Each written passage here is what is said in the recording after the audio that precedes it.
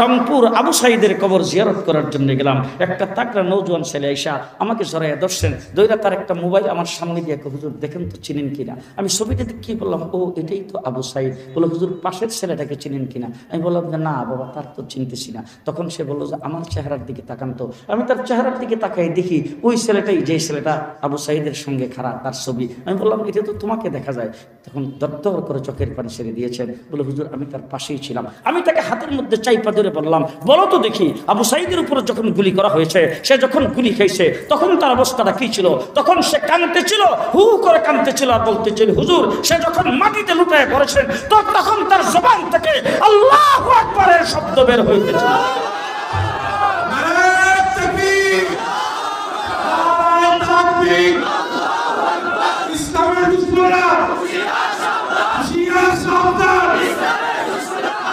আপনারা যারা রাস্তাঘাটে দেখেছেন তো প্রকাশ্যে দেখেছেন, না হইলে টেলিভিশনে দেখেছেন। আমার স্কুল কলেজ মাদ্রাসার ছাত্ররা যখন জুলাই আগস্টের আন্দোলনে ছিল, সে আন্দোলনের সময় রণাঙ্গনে যুদ্ধ চলতেছে, গুলি আসতেছে, এর ভিতর দিয়ে যখন মসজিদ থেকে আল্লাহু আকবারের আজান হয়েছে, আজানের সাথে সাথে রাস্তায় লাইন ধরে নামাজ জামাতের সাথে আদায় করেছে।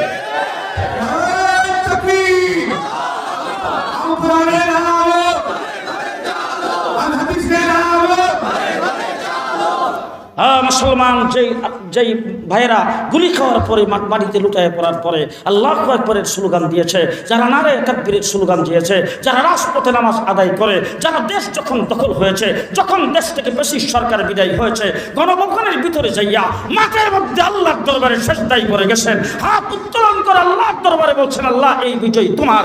এইভাবে যারা বিজয় অর্জন করেছেন, এবারের এই বিজয়ের পরে বাংলাদেশ হবে ইসলামের বাংলাদেশ, ইসলামের বাংলাদেশ, ইসলামের বাংলাদেশ। কে কে রাজি আছে?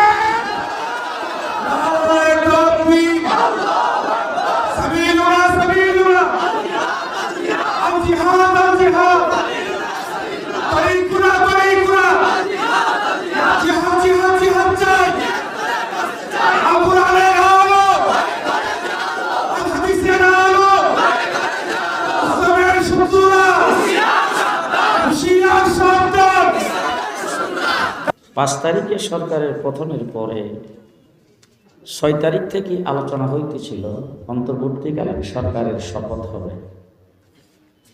8 তারিখের শপথ অনুষ্ঠান সারা বাংলাদেশের মানুষ জানে, কিন্তু ভিতরে ঢুকছে 3300। কয়শো? 3300। গেইটে ছিল অন্তত 5000। গেটে যারা 5000 ছিল তারা 3300-র সাথে সবগুলি গেটের বাহির থেকে এরকম করতেছিল। যারা 5000-এর মতো গেটের বাহিরে ছিল তারাও গেটে গিয়েছিল যাওয়ার জন্য, তারা ঢুকতে পারেনি। 3300 ঢুকলো কিভাবে? বঙ্গভবন থেকে তাদেরকে ভিআইপি লিস্টিতে দাওয়াত দেওয়া হয়েছে। যে দাওয়াত পাওয়ার কারণে, কার্ড পাওয়ার কারণে তারা বঙ্গভবনে ঢুকতে পারছে। যারা কার্ড পায় নাই, এখন যেখানে বসেছেন এই জায়গাটা জান্নাতের বাগান। কিসের বাগান? জান্নাতের বাগান। বঙ্গভবনের চাইতে দামের দিক দিয়ে জান্নাতের বাগানের তো অর্ধেক। হ্যাঁ, বঙ্গভবনে কার্ড ছাড়া ঢোকা যায় না, পারমিশন ছাড়া ঢোকা যায় না। জান্নাতের বাগানে এইখানে আসতে কার্ড লাগে। যাদেরকে আল্লাহ পাক কার্ড দিয়েছে আপনারা আসতে পেরেছেন, যারা কার্ড পায় নাই এই রোডেই আছে, আসতে পারেন। কথা কি বুঝাইতে পারলাম? এখানে আসতে পারে খুশি না বেজা? বর্তমান পৃথিবীতে শিক্ষা ব্যবস্থা এবং শিক্ষা কার্যক্রম পৃথিবীতে খুবই ব্যাপকভাবে চলছে। আমার দেশে নিরক্ষরতা দূর করার জন্যে যখন যেই সরকার আসছে সেই সরকারই চেষ্টা করেছে। পৃথিবীর বর্তমানে প্রায় অধিকাংশ দেশে 100-তে 100 মানুষ শিক্ষিত। শিক্ষার উপায়, উপকরণ, কার্যক্রম সব ফ্রি। আমার বাংলাদেশ সহ পৃথিবীর আসমানের নিচে, জমিনের উপরে যতগুলি শিক্ষা প্রতিষ্ঠান, কেজি, কিন্ডারগার্টেন, নতুন কুড়ি বিদ্যালয়, primary, high school, junior high school, senior high school, college, university, সমস্ত শিক্ষা প্রতিষ্ঠান পার্ট টাইম। ক্লাস টাইমে শুরু, ক্লাসের পরে বিদায়। জি, ক্লাস শেষ হওয়ার পরে, ছাত্র বিদায় হওয়ার পরে সে কি ফেসবুক নিয়ে বসলো, না টেলিভিশন নিয়ে বসলো, নাকি সে মোবাইল দেখলো, না তার কোনো বান্ধবীর সাথে পার্কে গেল, না হোটেলে গেল, কোথায় গেল, সেটা দেখার মতো কেউ নাই। ঠিক কিনা বলেন? যত শিক্ষা প্রতিষ্ঠান একদম আমার দেশের কিন্ডারগার্টেন 1 ক্লাস থেকে শুরু করে অক্সফোর্ড বিশ্ববিদ্যালয় পর্যন্ত সমস্ত শিক্ষা প্রতিষ্ঠান পার্ট টাইম। একমাত্র কেবলমাত্র শুধুমাত্র কওমি মাদ্রাসা 24 ঘন্টা উস্তাদ ছাত্রদের পেছনে। আপনাদের এই লালবাগ এলাকায় কিন্ডারগার্টেন ইংলিশ মিডিয়াম স্কুলে তো বোধ হয় ফজরের আগে ক্লাস হয়, ফজরের পরে তো হই, রাত্রেবেলা আসার পরে, মাগরিবের পরে তো হয়। জি, আসেন আমার মাদ্রাসায়, মাগরিবের পরে যাবেন ক্লাস চলছে, আসার পরে যাবেন ক্লাস চলছে, রাত্রে ঘুমাইছে উস্তাদ সাথে আছে, সকালবেলা উজু করতে গেছে উস্তাদ সাথে আছে, ছাত্র গোসল করতে গেছে উস্তাদ সাথে আছে। 24 ঘন্টা উস্তাদ ছাত্রদের পেছনে লেগে থাকেন, তার তরবিয়ত দেওয়ার জন্যে, তাকে ট্রেনিং দেওয়ার জন্যে, তার জীবন গঠন করার জন্যে। একমাত্র কওমি মাদ্রাসা মানুষ গড়ার কারখানা। আমরা মানুষকে মানুষ বানাই, ঘুমান নাই তো কেউ। আমরা মানুষকে মানুষ বানাই, কাউয়া কাদের বানাই না। আমরা মানুষকে মানুষ বানাই, হাসান মাহমুদ বানাই না। আমরা মানুষকে মানুষ বানাই, সন্ত্রাসী চুপ ডাকাত বানাই না। আমরা মানুষকে মানুষ বানাই, বেগম পাড়ায় বাড়ি ঘোরার লোক বানাই না। আমরা মানুষকে মানুষ বানাই, সুইস ব্যাংকে অ্যাকাউন্ট করে দেশের টাকা পাচার করার লোক বানাই না। All Bangladesh challenge. একজন মৌলবী দেখাবেন গত 54 বছরের ভিতরে 5টি টাকা বাংলাদেশের বর্ডার দিয়ে কোথাও পাস করেছেন? একটা মৌলবী বের করে দেন, আমি আর কোনোদিন মাইকের সামনে দাঁড়াবো না। আছে? জি, লালবাগ মাদ্রাসার মুহতামিম বোধ হয় বেগম পাড়ায় বাড়ি করছে। জি, আজ পর্যন্ত কেউ দেখাইতে পারবে না কোন একজন মৌলবী সুইস ব্যাংকে অ্যাকাউন্ট করেছে। বলে 24 ঘন্টা ইলমে দ্বীনের পেছনে খেদমত করে একমাত্র কওমি উলামায়ে কেরাম। মুসলমান, এক মাদ্রাসায় গেলাম রাত্রে 10টার সময় সিলেটে, যাই দেখি দরজা খোলা, ভিতরে লাইট বন্ধ, 2 সারিতে ছাত্র শুয়ে গেছে, মধ্যখানে মাথা, 2 দিকে পাও। মাথার কাছে দিয়ে একজন শিক্ষক ব্যাট নিয়ে আস্তে আস্তে ঘোরাফেরা করতেছে। আমি দেখে শিক্ষককে ইশারা দিলাম, দৌড়ে আসলো, এসে আমার সঙ্গে মুসাফা করলো। জিজ্ঞেস করলাম এটা কোন বিভাগ? বলে হেফজ বিভাগ। হেফজ বিভাগ। তারা কি করতেছেন? বলে হুজুর তাদেরকে ঘুম পাড়াইতেছি। তো ঘুম পাড়াইতেছেন, আপনি তাদের মাথার কাছে ব্যাট নিয়ে কি করেন? বলে হুজুর যতক্ষণ না ঘুমাই ততক্ষণ আমি ব্যাট নিয়ে দাঁড়ানো আছি, তার কারণ হলো আমি চলে গেলেই এরা একজন আরেকজনের সঙ্গে গল্প করবে। আছে এমন কোন শিক্ষা প্রতিষ্ঠান?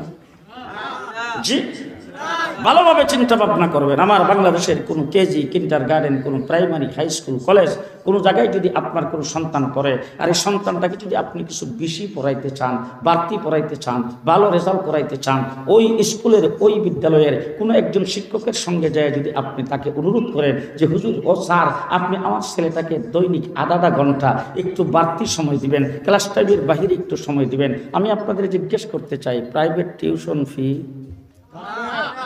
জি লাগবে না?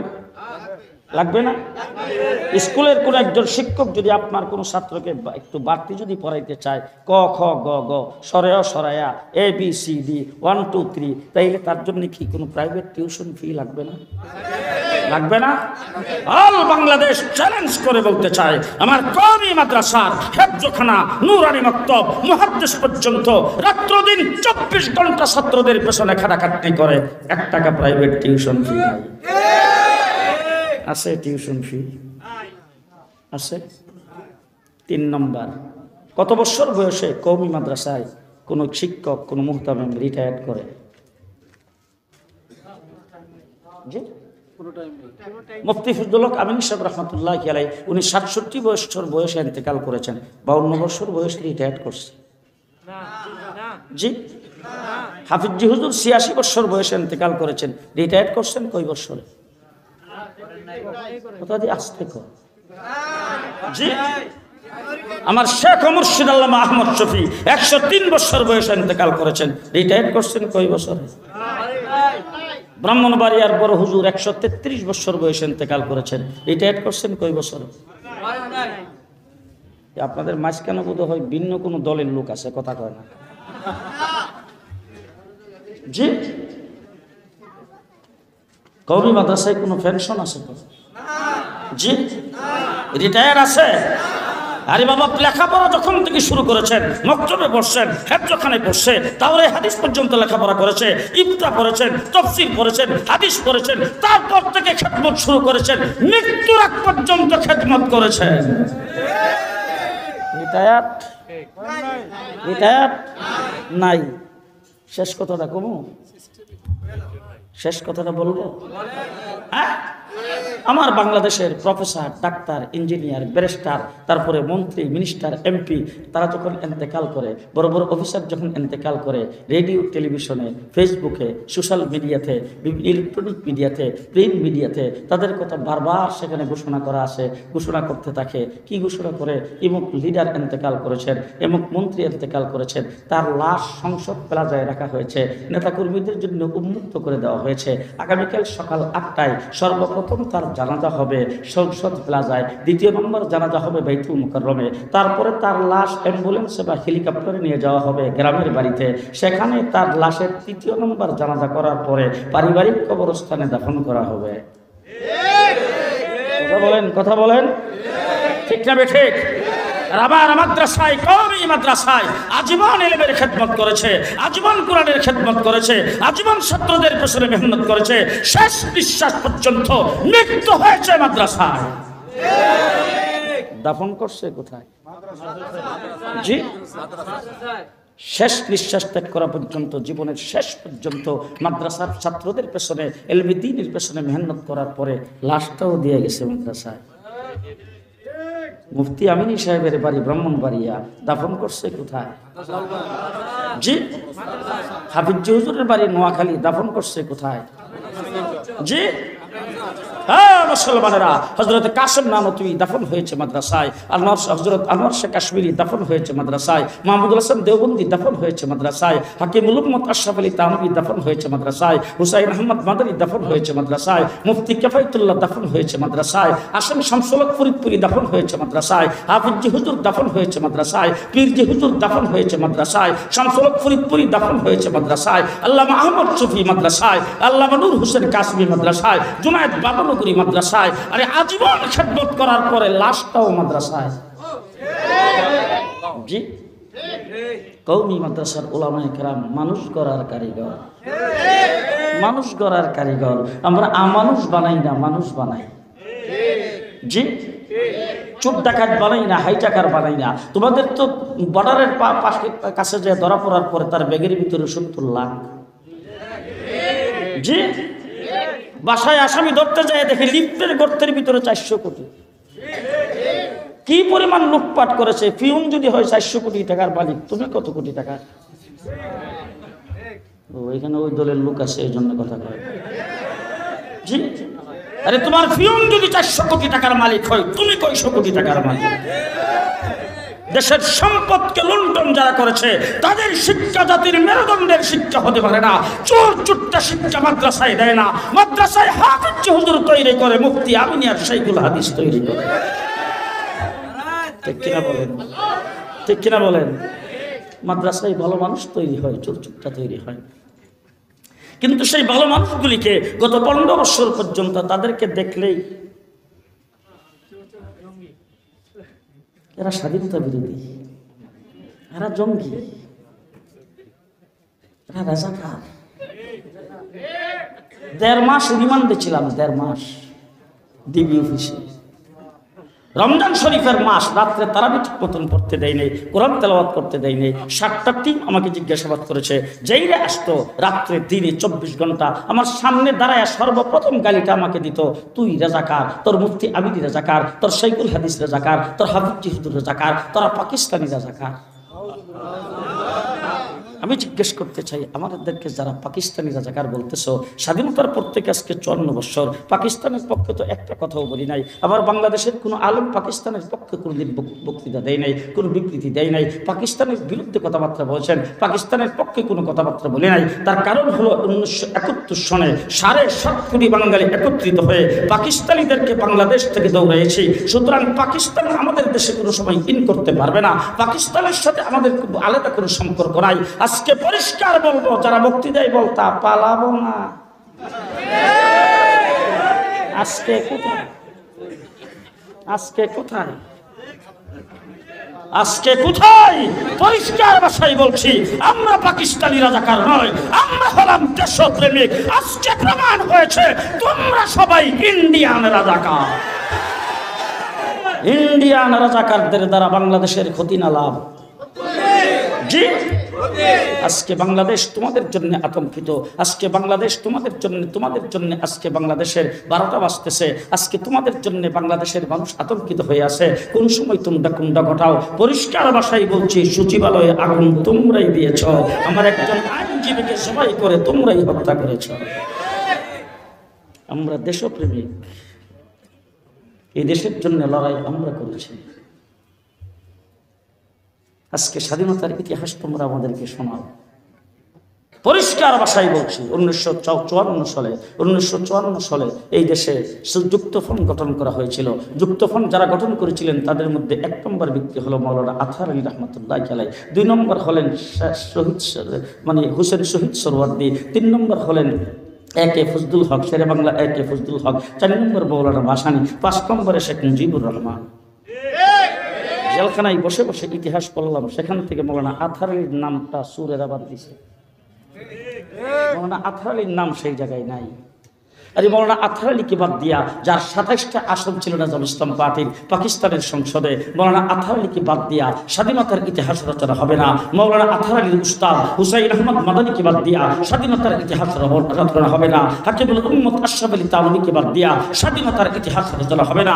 পরিষ্কার ভাষায় বলতে চাই, আমার কাসেম নানুতুবি রহমতুল্লাহ আলাইহি যদি শামিলির যুদ্ধে সেনাপতি না হতেন, হাফেজ জামিন শহীদ যদি শাহাদত বরণ না করতেন, 14,000 আলেমকে যদি ফাঁসির কাস্টে না ঝুলতেন, আলেম ওলামায়ে কেরাম যদি জীবনকে বাজি না লাগাইতেন, আমার মাহমুদুল হাসান দেওবন্দি রেশমি রুমাল আন্দোলন না করলে, হুসাইন আহমদ মাদানী যদি 144 ধারা ভঙ্গ করে করাচিতে বক্তব্য না রাখতেন, দেশ স্বাধীন হতো না। আমার শাইখুল হাদিস আল্লামা আজিজুল হক রহমতুল্লাহ আলাইহি, তার উস্তাদ জাফর আহমদ উসমানী, এর শিব্বির আহমদ উসমানী, তারা যদি স্বাধীনতার পতাকা উত্তোলন না করতো, দেশ স্বাধীন হতো না। 1947 সালে ইংরেজ এই দেশ থেকে বিতাড়িত হয়েছে। ইংরেজ যখন বিদায় হয় তখন দেশটা 2 ভাগে ভাগ কইরা তারপরে দেশটা স্বাধীন হয়েছে দ্বিজাতি তত্ত্বের ভিত্তিতে। একটা হলো হিন্দুস্তান আর একটা পাকিস্তান। ডাইনেভাবে দেখবেন, যারা কথা না কয় হেরে দিয়েও কইবে, একটা পাকিস্তান আর একটা হিন্দুস্তান। এবার জানা থাকলে বলেন তো, আমরা কোন ভাগে ছিলাম? আমরা কোন দলে ছিলাম? আমরা কোন ভাগে ছিলাম? পাকিস্তান। এবার খুব চিন্তা ভাবনা করে বুঝবেন, আমাদের ভাষা কি?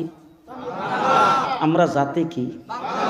বাঙালি। আমরা জাতে বাঙালি, আমাদের ভাষা বাংলা। বলেন তো দেখি, হিন্দুস্তানের একটা এলাকা আছে পশ্চিমবঙ্গ একটা প্রদেশ, এটার রাজধানী হলো কলিকাতা। কলিকাতার ভাষা কি? বাংলা। তারা জাতি কি?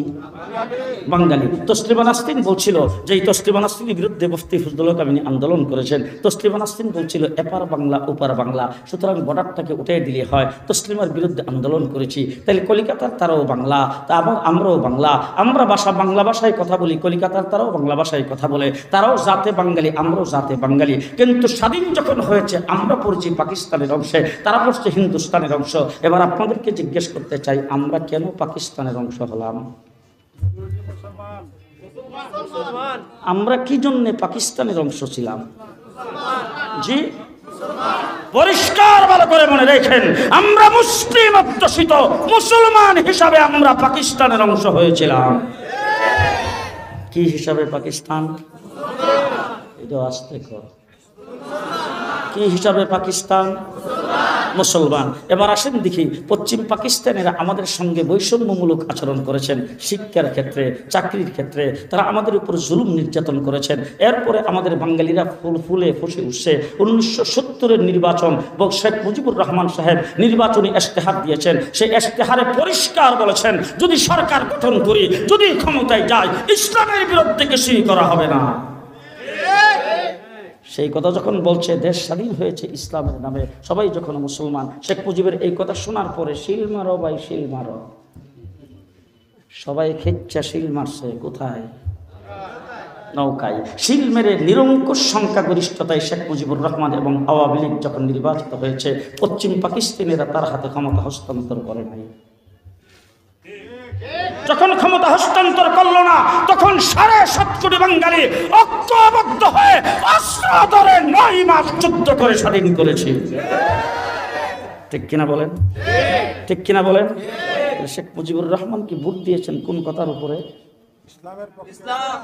ইসলামের বিরুদ্ধে কিছুই করা হবে না। এরপরে 7.5 কোটি বাঙালি অস্ত্র ধারণ করেছেন। অস্ত্র ধরে যে যুদ্ধ করে 9 মাস স্বাধীনতা অর্জন করলাম। এবার জিজ্ঞেস করতে চাই, শেখ মুজিবুর রহমান রেস কোর্স ময়দানে, সোহরাওয়ার্দী উদ্যানে যে ভাষণ দিয়েছিলেন 7ই মার্চের ভাষণে, সেই ভাষণটা আপনারা খুব ভালো করে দেখবেন। এই ভাষণের ভিতরে কোনো একটা শব্দ কি তিনি বলছিলেন যে আমি যদি দেশ স্বাধীন করতে পারি, দেশের ক্ষমতায় যদি আমি যাই, আওয়ামী লীগ যদি ক্ষমতা গঠন করে, এই দেশে যদি আমি সরকার গঠন করি, তাহলে দেশটা হবে ধর্ম নিরপেক্ষ? এই কথা কোন একটা শব্দে বলেছেন? জিয়াউর রহমান সাহেব স্বাধীনতার ঘোষণা করেছেন। ঘোষণার সময় কি তিনি বলছেন যে স্বাধীনতার ঘোষণা করলাম, যদি দেশ স্বাধীন হয়, দেশ হবে ধর্ম নিরপেক্ষ? মুক্তিযুদ্ধ যারা করেছেন তারা কি ধর্ম নিরপেক্ষের পক্ষে কোনো কথা বলেছেন? হযরত হাফিজ হুজুর রহমতুল্লাহ খেলের দরবারে দীর্ঘ 7 বছর ছিলাম। হাফিজ হুজুরের সঙ্গে মেজর জলিল সাহেব, তিনি এসে একাত্মতা ঘোষণা করেছিলেন। একসাথে সফর করতেছিলাম। এক সফরে ওনাকে জিজ্ঞেস করলাম, জলিল ভাই একটু মুক্তিযুদ্ধের একটু স্মৃতিচারণ করেন তো। তখন তিনি বলছিলেন, শোনেন, আমরা যখন মুক্তিযুদ্ধ করতেছিলাম তখন আমাদের একটা মাসলা জানা ছিল যে একদল যুদ্ধ করবে, আরেক দল নামাজ পড়বে। যখন নামাজের টাইম হতো, রণাঙ্গনে আমরা এক দল নামাজ পড়তাম, আরেক দলে যুদ্ধ করতাম। সেই মুক্তিযুদ্ধ করে যারা দেশ স্বাধীন করেছেন, স্বাধীনতার যুদ্ধের সময় শেখ মুজিবুর রহমান সম্পর্কে কেউ বলেন তিনি আত্মসমর্পণ করেছেন পাকিস্তানিদের হাতে, আবার কেউ বলেন তাকে অ্যারেস্ট করেছেন। ঠিক আছে, উনি আত্মসমর্পণ করুন আর অ্যারেস্ট করুন, উনি পাকিস্তান কারাগারে ছিলেন। সেখান থেকে যুদ্ধের পরে যখন দেশ স্বাধীন হয়েছে, উনি কি সরাসরি বাংলাদেশে আসছেন? উনি সর্বপ্রথম গেছেন লন্ডন। সেখানে যাইয়া তিনি একটা পেটিশন নিয়েছেন, তারপর আসছেন দিল্লি। ওখান থেকে একটা পেটিশন নিয়ে আইসা 72 সনে তিনি সংবিধান প্রণয়ন করেছেন ধর্ম নিরপেক্ষ। পরিষ্কার ভাষায় বলতে চাই, কোন মুসলমান ধর্ম নিরপেক্ষ হতে, এটাও সবাই কয় না, কোন মুসলমান ধর্ম নিরপেক্ষ হতে পারে না। এবার জিজ্ঞেস করতে চাই, আপনি যখন মৃত্যুবরণ করবেন তখন কাফনের কাপড় হবে কয়টা? কাফনের কাপড় 3টা দিয়ে আপনাকে বিশেষভাবে যে কবর দেওয়া হবে, এই আইনটা কার? মুসলমানের। মুসলমানের কার? এই সিস্টেমটা কার? মুসলমানের। তাহলে মুসলমানের যদি হয়ে থাকে, এখন আপনি ধর্ম নিরপেক্ষ, আপনাকে কি করা দরকার? আপনি তো 3 কাপড় পাবেন না, কারণ 3 কাপড় তো মুসলমানের। কথা বলেন। কবরের মধ্যে যখন আপনাকে শোয়ানো হবে, তখন বলা হবে বিসমিল্লাহি ওয়া আলা মিল্লাতি রাসূলিল্লাহ। তা আপনি ধর্ম নিরপেক্ষ, এই কথা কেন বলবো? জি বলে 4 তাকবীরের জানাজা বললাম, জানাজা তো মুসলমানের জন্য, ধর্ম নিরপেক্ষ যারা তাদের আবার কিসের জানাজা? মুসলমান করে মুসলমান ধর্ম নিরপেক্ষ হতে পারে না। আবার আল্লাহ রাব্বুল আলামিন বলছেন, মুসলমান ভালো করে শুনে নাও, তোমরা যদি কোনো জায়গার ক্ষমতা পাও, কোথাও যদি তোমাদেরকে রাজত্ব দেওয়া হয়, তোমরা 4টা কাজ করবা। কয়টা কাজ? 1 নম্বর কাজ হলো নামাজ কায়েম করবা। কি জন্যে? ইন্নাস সালাতা তানহা আনিল ফাহশাই ওয়াল মুনকার। নামাজ কায়েম যেখানে হবে, যারা সবাই নামাজ পড়বে, সেই এলাকায় কোনো খারাপই থাকতে পারে না, খারাপির থেকে তারা নাজাত পাবে। ঠিক না ঠিক? 2 নম্বর কাজ, তারা যাকাত আদায় করবে। 3 নম্বর কাজ, সৎ কাজের আদেশ করবে। 4 নম্বর কাজ, অসৎ কাজ থেকে নিষেধ করবে। ঠিক না ঠিক? ঠিক না ঠিক? এবার শেষ কথা আপনাদের সামনে বলতে চাই, কয় মাস যুদ্ধ করে স্বাধীন করেছি? জি 9 মাস, বাকি ওয়াজটা আপনারা করবেন। বলেন তো কাশ্মীর কতদিন যাবৎ স্বাধীনতা যুদ্ধ করে? 70 বছর যাবৎ কাশ্মীর স্বাধীনতা যুদ্ধ করছেন। কাশ্মীর হিন্দুস্তানের অংশ, আজও স্বাধীন হতে পারে না। ঠিক কিনা বলেন? আমার পাশেই, সিলেটের পাশেই হলো আসাম, তারা 40 বছর যাবৎ স্বাধীনতা যুদ্ধ করতেছেন, আজ পর্যন্ত স্বাধীনতা অর্জন করতে পারে নাই। আমার ব্রাহ্মণবাড়িয়ার পাশে ত্রিপুরা, আগরতলা আজকে 30-35 বছর যাবৎ স্বাধীনতার জন্য স্লোগান দিচ্ছে, তারা স্বাধীনতা অর্জন করতে পারে নাই। মণিপুর স্বাধীনতার জন্য আন্দোলন করতেছে, তারা স্বাধীনতা অর্জন করতে পারে নাই। পরিষ্কার ভাষায় বলছি, মুসলমান হিসাবে, মুসলিম অধ্যুষিত হিসাবে আমরা যদি 1947 সালে মুসলমান হিসাবে পাকিস্তানের অংশ না হতাম, আমরা 70 বছর লড়াই করে স্বাধীনতা অর্জন করতে পারতাম না। তাইলে এবার যদি বুঝা থাকেন তাইলে এবার বলেন তো স্বাধীনতা অর্জন করেছি কিসের বিনিময়ে? ইসলাম। কিসের বিনিময়ে? দেশ স্বাধীন হয়েছে ইসলামের নামে। ঠিক কিনা বলেন? 72-এর সংবিধান ধর্ম নিরপেক্ষ, দেশটা হলো সোনার বাংলা। কিসের বাংলা? সোনার বাংলা। একজনে ভূমি করছে, আরেকজনে খাইছে। দ্বিতীয় নম্বর আরেকজন আইসা তারপরে দেখলেন সর্বনাশ, সোনার বাংলা একজন ভূমি করছে, আরেকজন খাইছে। সোনার বাংলা বললে এটা বিক্রি করা যাবে না, উনি বলছেন সবুজ বাংলা। কিছুদিন পরে এরশাদ চাচা আইসা কয় নতুন বাংলা। বিশেষ প্রধানমন্ত্রী হাসিনা ক্ষমতায় যাওয়া মাত্রই বলছেন মডার্ন বাংলাদেশ, কিছুদিন পরে বলেন আধুনিক বাংলাদেশ, তারপরে বলছেন ডিজিটাল বাংলাদেশ। পদ্মা সেতু উদ্বোধনের সময় বলেন স্মার্ট বাংলাদেশ। কি বাংলাদেশ? কি বাংলাদেশ? স্মার্ট বাংলাদেশ। তার সাথে একটা শব্দ যোগ করেছেন ভিশন 41। ভিশন 41 পর্যন্ত জেলখানার ভিতরে ছিলাম। হাইরে রাত্রে ঘুম নেই। 41 পর্যন্ত হাসিনা ক্ষমতায় থাকলে উপায় আছে? জেল থেকে বের হয়ে যাবে? হায় হায় হায় হায়। জেলখানায় যারা ছিলাম আমরা একবারে চিন্তা ভাবনায় কাতর হয়ে গেলাম, সর্বনাশ হয়েছে। 41 পর্যন্ত ক্ষমতায় থাকতে তো উপায় নাই। আমার আল্লাহ রাব্বুল আলামিন ডাক দেখো, থাম। কিসের ভিশন? ভিশন 41। ভিশন হবে 24। ভিশন 24। এবার আসেন দেখি ভিশন 24 করেছেন কে? আস্তে করে আস্তে আস্তে কে করেছেন?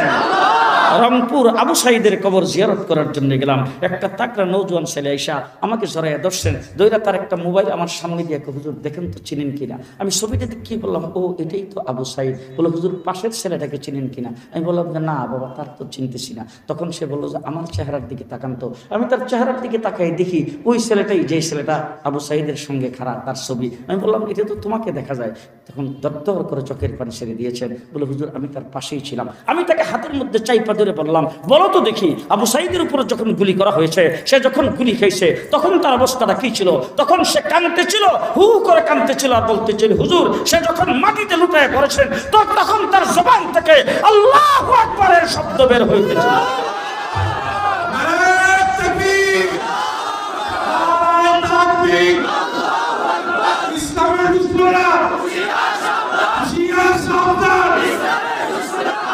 আপনারা যারা রাস্তাঘাটে দেখেছেন তো প্রকাশ্যে দেখেছেন, না হইলে টেলিভিশনে দেখেছেন। আমার স্কুল কলেজ মাদ্রাসার ছাত্ররা যখন জুলাই আগস্টের আন্দোলনে ছিল, সে আন্দোলনের সময় রণাঙ্গনে যুদ্ধ চলতেছে, গুলি আসতেছে, এর ভিতর দিয়ে যখন মসজিদ থেকে আল্লাহু আকবারের আজান হয়েছে, আজানের সাথে সাথে রাস্তায় লাইন ধরে নামাজ জামাতের সাথে আদায় করেছে।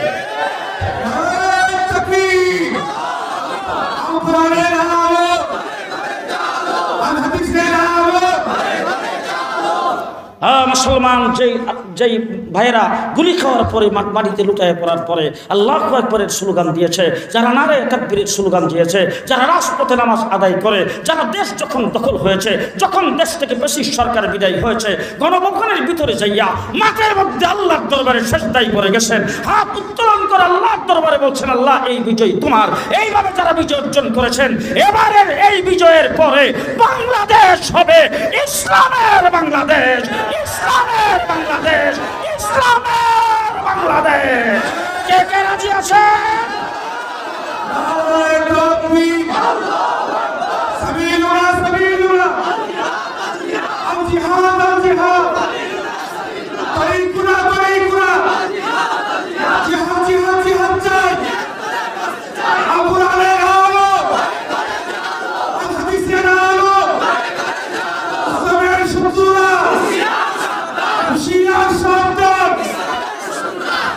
মুসলমান, ইসলামের দেশ যদি করতে চান, আবার যদি রাস্তায় নামতে হয়,